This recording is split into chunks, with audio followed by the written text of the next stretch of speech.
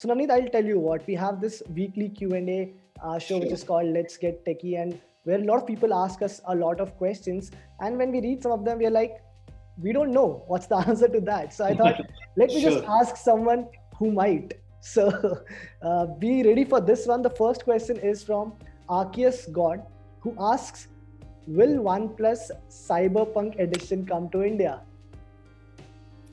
Okay, so thanks, Arkis, for asking that question. As of now, Arkis, there are no plans of bringing the Cyberpunk edition to India. Okay. Now, Amit Kumar asks, when should we expect the OnePlus Nord successor? Now, this is an interesting question because people are not even asking whether there will be a OnePlus Nord successor. They're just asking, when are you bringing it to India? So, Ahmed, I have great news for you. We will be bringing a OnePlus Nord successor, hopefully before the end of first half of 2021. And if you've been a OnePlus Nord user last year, you'll be supremely delighted with what's coming your way. Uh, Hopefully by the first half of 2021 calendar year.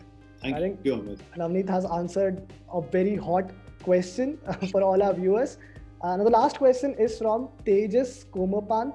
I'm not sure, Tejas, if I'm pronouncing your surname right, but Tejas is asking, OnePlus Pro costs around rupees 60,000 in India. Why should I spend on it and not buy a rupees 20,000 smartphone? Tejas, that's a great question.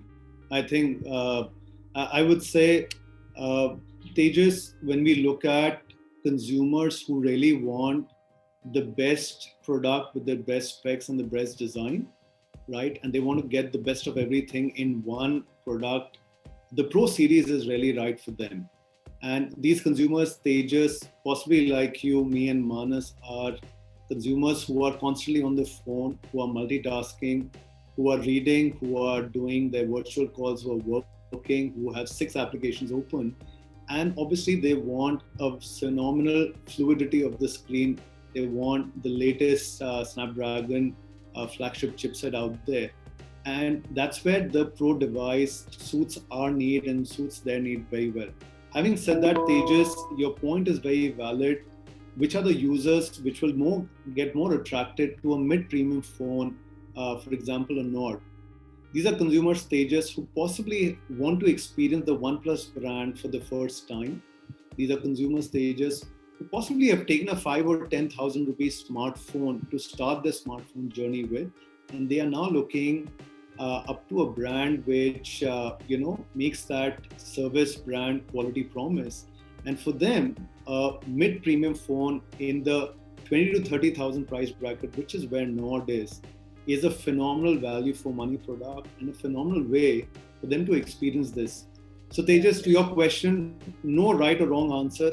I think we would love to serve our community to the best of their requirements and needs. And if they believe that they do not want a power-packed phone, then absolutely we'll love to invite them to the OnePlus Nord.